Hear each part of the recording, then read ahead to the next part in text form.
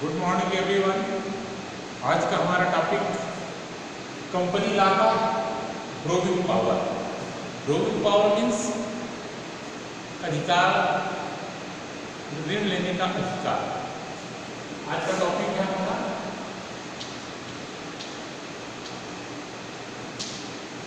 ब्रोविंग power,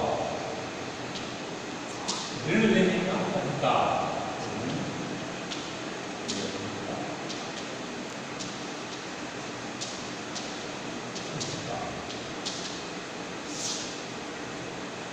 कोई भी कंपनियां, चाहे वो निजी कंपनी हो चाहे सार्वजनिक कंपनी हो, अपने संपत्ति को बढ़ाने के लिए या अपने सामान्य उद्देश्यों की प्राप्ति करने के लिए ऋण लेने का अधिकार है। और ये ऋण कंपनी की अंतर सीमा नियम और पार्षद सीमा नियम में स्पष्ट उल्लेख रहता है कि कंपनियों को ऋण लेने के क्या अधिकार है। उस अधिकार के बाहर जाकर कोई कंपनी ऋण नहीं ले सकती, या फिर कंपनी के संचालकों को कंपनी के अंतर नियम और पार्षद सीमा नियम के बाहर जाकर ऋण लेने का अधिकार नहीं होता। कंपनी ऋण लेने के लिए अपनी संपत्ति को जमानत के रूप में भी रख सकती है, बंधक बना सकती है अपनी संपत्तियों को, और ऋण प्राप्त कर सकती है। तो ये होता है ब्रोविंग पावर, जो हर कंपनी को प्राप्त होता है। हर कंपनी के पार्षद सीमा नियम और अंतर नियम में निहित होता है। ठीक है, तो ये था कंपनी का ब्रोविंग पावर का meaning. Second, methods of borrowing power।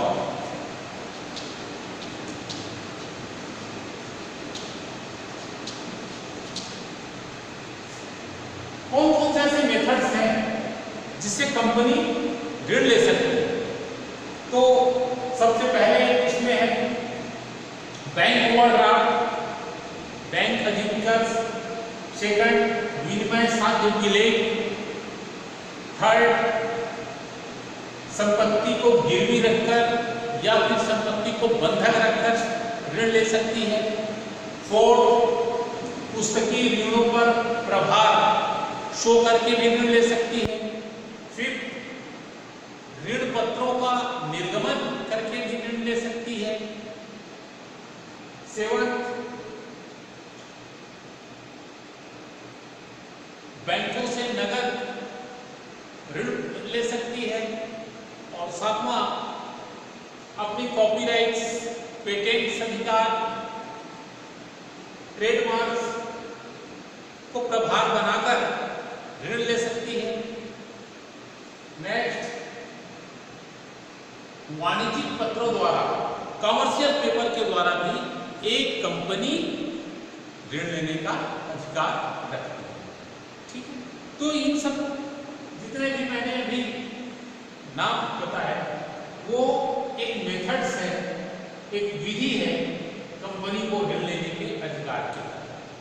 Generally कंपनियां अपना अधिकतर ऋण पत्रों का निर्गमन करके लेती है या फिर बैंकों से लेती है। कॉपी राइट्स, ट्रेडमार्क्स या अपने पेटेंट्स को जनरली यूज नहीं करती। जब बहुत ज्यादा आवश्यकता हो तभी इन चीजों का कंपनी उपयोग करती है। ठीक है, थर्ड पॉइंट्स में आते हैं प्रोविजन।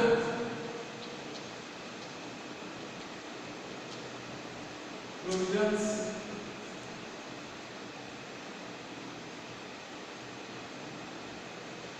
regards of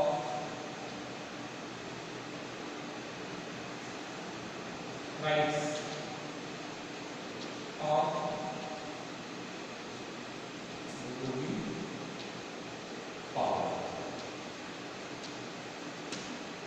क्या क्या प्रोविजन होते हैं, ऋण लेने के क्या क्या प्रयोजन होते हैं। तो ऋण लेने के अधिकार संबंधी क्या क्या प्रावधान है, इसको देख लीजिए। फर्स्ट, व्यापारिक कंपनी को गर्भित अधिकार। किसी भी व्यापारिक कंपनी को ये गर्भित अधिकार प्राप्त होता है कि कंपनी अपने उद्देश्यों की प्राप्ति के लिए, कंपनी जिस उद्देश्य से स्थापित हुई है उस उद्देश्य की प्राप्ति के लिए वो ऋण ले सकती है।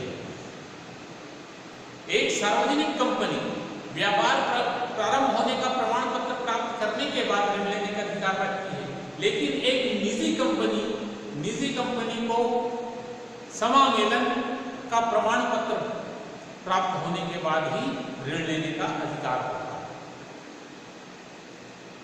कंपनी की सीमा नियम और पार्षद नियम में स्पष्ट उल्लेख रहता है कि कंपनी किस प्रकार का और कितने ऋण ले सकती है, उनके अधिकारों का स्पष्ट वर्णन रहता है। सेकंड पॉइंट, व्यापार प्रारंभ करने का अधिकार प्राप्त होने से पूर्व ऋण नहीं। कंपनी जब व्यापार प्रारंभ करने का प्रमाण पत्र प्राप्त कर लेती है तभी वो ऋण लेने की अधिकारी होती है। कंपनी को जब तक के व्यापार प्रारंभ होने का अधिकार नहीं मिलता, निजी कंपनी की दशा में समामेलन का प्रमाण पत्र नहीं मिलता, तब तक या उससे पहले एक कंपनी कहीं से भी ऋण नहीं ले सकती, और अगर ऐसा करती है तो वो टोटली वैलिड होगा। थर्ड, पूंजी और कोषों से अधिक ऋण नहीं।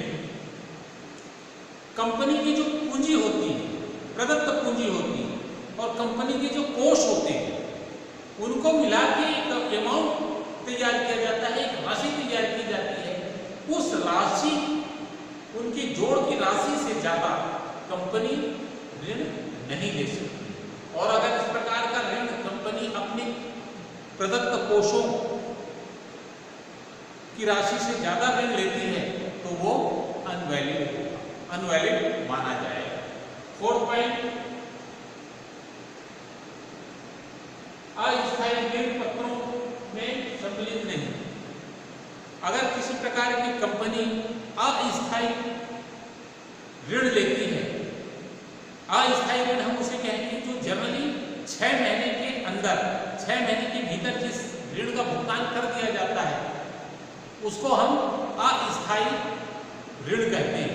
तो अस्थायी ऋण को ऋण लेने के अधिकार में सम्मिलित नहीं किया जाता, क्योंकि उसकी अवधि बहुत कम होती है, शॉर्ट टर्म की अवधि होती है, इसलिए उसको हम लोन नहीं मानते। एक कंपनी अधिनियम के तहत इसको लोन नहीं माना गया है। जो लॉन्ग टर्म की लोने हैं, लॉन्ग टर्म की ऋण है, वही इस व्याख्या के अंतर्गत ऋण में आती है। नेक्स्ट पॉइंट, अधिकार के बाहर ऋण लेने का आशय। अधिकार के बाहर ऋण लेने का आशय।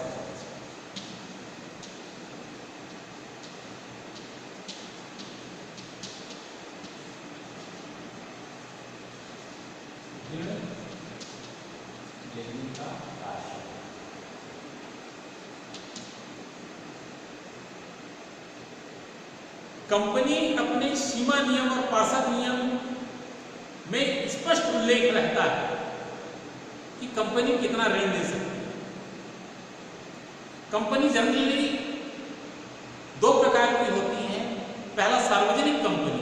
तो सार्वजनिक कंपनी को ऋण लेने का अधिकार व्यापार प्रारंभ करने का प्रमाण पत्र मिलते ही ऋण लेने का अधिकार हो जाता है, या ऋण लेने का अधिकार प्राप्त कर लेते हैं। लेकिन निजी कंपनी की दशा में जब तक समामेलन का प्रमाण पत्र प्राप्त नहीं करती कोई भी कंपनी, तब तक वो उसको ऋण लेने का अधिकार नहीं मिलता। और चूंकि ये कंपनी के अंतर नियम और पार्षद सीमा नियम में स्पष्ट उल्लेख रहता है कि कंपनी का ऋण लेने का अधिकार कितना होगा, उसको वहां के प्रबंधक भली भांति से जानते हैं कि हमारा अधिकार ऋण लेने का कितना है, लेकिन किसी विशेष परिस्थिति में या भूलवश कंपनी अपने अधिकारों से बाहर जाकर ऋण लेती है तो उसके क्या परिणाम हो सकते हैं, उसकी क्या आशय है, यही इस चैप्टर के अंतर्गत हमको स्टडी करना है। अधिकार के बाहर ऋण लेने का आशय। सबसे पहला पॉइंट, जब कोई कंपनी अपने अधिकार क्षेत्र से बाहर जाकर ऋण लेती है, चाहे वो किसी भी कंडीशन में ऋण ले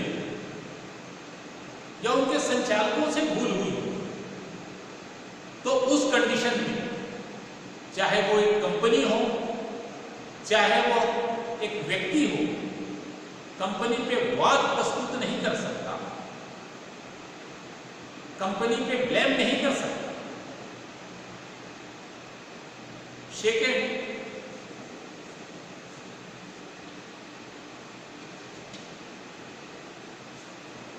कंपनी ने अपनी कुछ संपत्ति जमानत के रूप में रखी है या कंपनी की कुछ संपत्ति बंधक के रूप में किसी अन्य व्यक्ति के पास या अन्य कंपनी के पास है,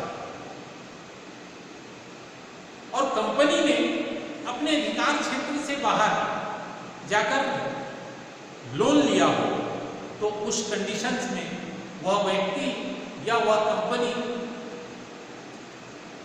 उस संपत्ति को नहीं अपने पास नहीं रख सकती, अपने पास बंधक नहीं बना सकती।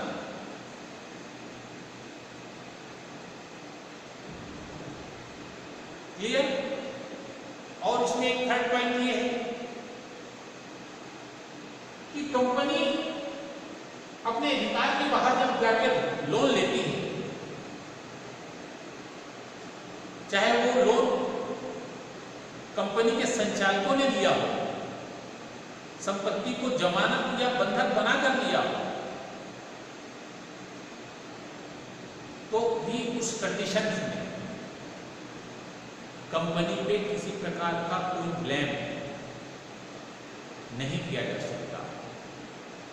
कंपनी को किसी प्रकार का